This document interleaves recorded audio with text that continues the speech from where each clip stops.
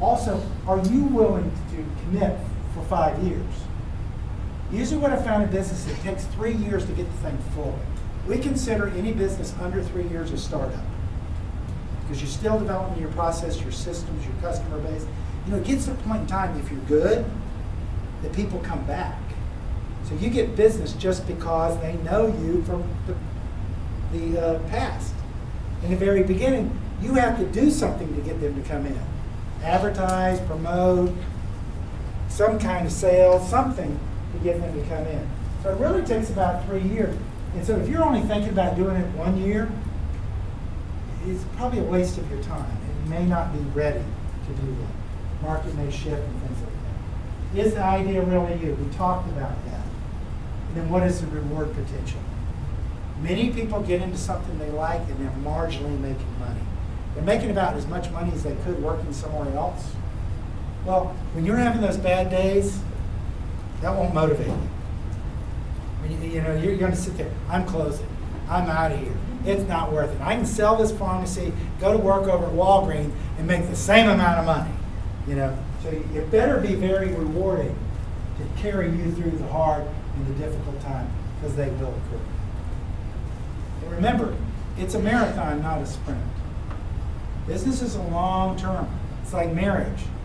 It's a marathon. It's not a sprint. It's a long. It should be a long-term type thing. So you want to be doing long-term type activities. Research. Get as much information you can. We have it available for you. We can help you understand that. It'll help you with decisions. Get information from your customers. You wouldn't believe how many times we change a business plan because they go out and they got the plan and say, we're going to do this. And they go, I don't really like that, but you know, if you did it this way, I would like it. If you did it this way, they will tell you what they want, what they're willing to pay. I had one person, she did wonderful cheesecakes. It was an amazing cheesecake. So she went out, she did her cheesecakes and said, here's the cheesecake, here's what I'm going to do. And they go, oh, well, how much would it be? And she said $40. I said, oop, I won't be buying any of those. $40 was too high of a price point. She's going, well, it's really good, and wouldn't you, if you had a special party, wouldn't you want to serve something really good? You go, yeah, but $40 is too good for what I would be willing to do. You say, well, what would you be? Well, I'd really be willing to do $19. $19 would be the price point I'd pay. So she came out with a 7-inch cake that you could cut in smaller slices, but be really good.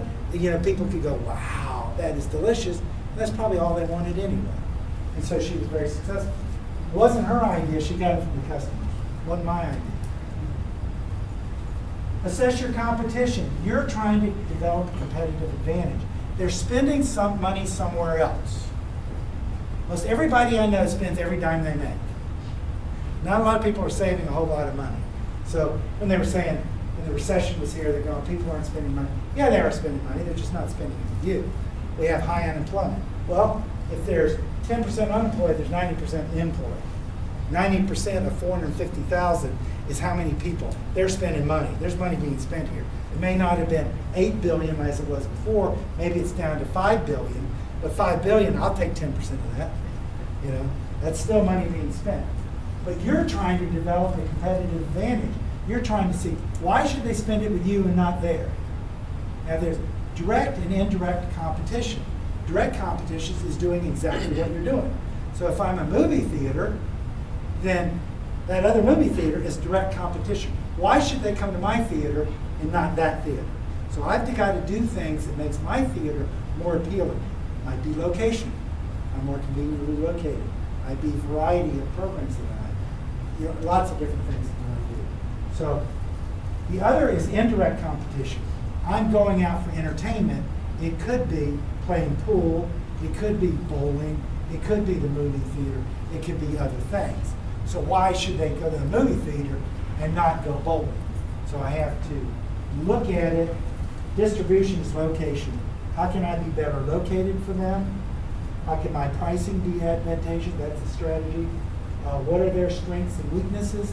And how am I going to position my strengths and weaknesses against theirs? Intellectual property. How many of you are working on something like a patent? Patentable product? Okay. trademarks, copyrights. You get a brand. How many have heard of Google, Coca-Cola? These things have a value because they're recognized, and they're trusted because they're recognized. You know, you have some idea of what you're going to get. So you may be doing things. You may have a secret sauce, something different you're doing. You may have a trade secret. How are you going to protect that? There's a number of different ways to protect. You can get a patent, you can get a trademark, you can get a copyright. It's not as dangerous as you think. If you can be the leader, if you can deliver, if you can market them, then the name, you know, it may not, and it's hard to protect. You know, if you put Mickey Mouse up on your daycare wall at your daycare center, they're going to come, Walt Disney will come after you and make you take it down. They have the money to do it. But if someone else does something, it's cost you $100,000 to make them stop, you're going to be able to do that? I think you need to know that.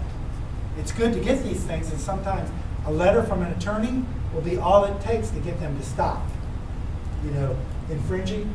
But if you have to take them to court and go to court, and you don't have money, it'll be hard to stop them. It'll cost you a lot of money to do that. You've got a big idea, you've got something you want to do, you have to be ready to talk about it whenever the opportunity arises. Now, the opportunity can arise in a lot of different ways. You see what I'm doing here? This is guerrilla marketing. You ever heard of guerrilla marketing? There's a website called gmarketing.com. It used to be called guerrilla marketing, but people didn't know how to spell guerrilla. So they decided that wasn't a good marketing strategy. So they made it gmarketing.com. Go there. gmarketing.com will show you 200 things that you can do inexpensively to promote your business. This, I go into the store and I'm buying something and they'll go, oh, what's the SPDC? Thank you. That's why I'm wearing this, so you will ask me that question. And we're going to do what I'm going to tell you about now when they ask me that question. You have something on the side of your vehicle. They go, huh, what is white stripes? Glad you asked. And you're going to do this. You're going to do an elevator speech. An elevator speech is when someone asks what your business is, what is that? It's what you can tell them in the time that it takes to get from one floor to the next. Usually about 30 seconds.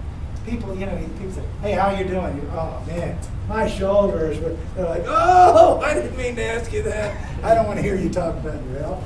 You know, they just want something real quickly that they can understand. They understand it in the time it gets from one floor to the next. So 30 seconds is about good. You should all develop this. Here's an example. I sell high-margin, fast-moving impulse products to independent pet stores, helping to support their profits. Now, if I told you that, how many of you would want my card? Not a single one of you is planning has a pet store, do you? No. But if you have a pet store, would you want my card? You know, is high margin good? High margin is what you buy it for and what you sell it for. There's a whole bunch of space in there. So I buy it for $1 and sell it for 50. That's high margin. Fast moving. Do we like to turn sales, turning our inventory? You don't want slow products that take a long time to sell. If they're big, then you do. Impulse. Something people buy on a whim. That's really good. Support profits. So this statement here, if I was an independent pet store owner, I'd want to know what that guy does. Because I would want to buy that. So basically what it does, it says, and this is the foundation of your marketing plan. This is the foundation of what you will use in your marketing. What do you do for customers? What is your value? How do you make their life better? What's in it for them? How do they benefit? People buy based on benefit, not features. I'm open 24/7. I have a broad variety of product. I have convenient location. Those are all features. They want to know what's in it for them.